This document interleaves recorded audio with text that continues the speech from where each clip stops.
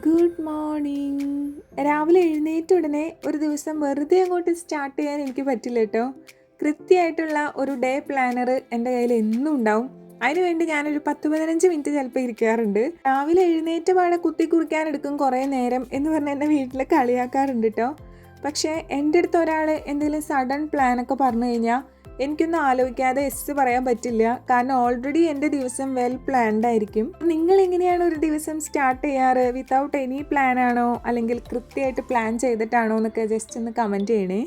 നമ്മുടെ ഗാർഡനിൽ ഇന്നൊരു കിളി ഇങ്ങനെ ചത്ത് കിടക്കുന്നുണ്ടായിരുന്നു. നമ്മൾ കംപ്ലീറ്റ് ബൊഗെയിൻവില്ല മരത്തിൽ കയറ്റിയിട്ടുള്ള അന്നം അവിടെ മൊത്തം കിളിക്കൂടാണ്. കിളികളുടെ ഒരു സംസ്ഥാന സമ്മേളനം തന്നെയാണ് കേട്ടോ.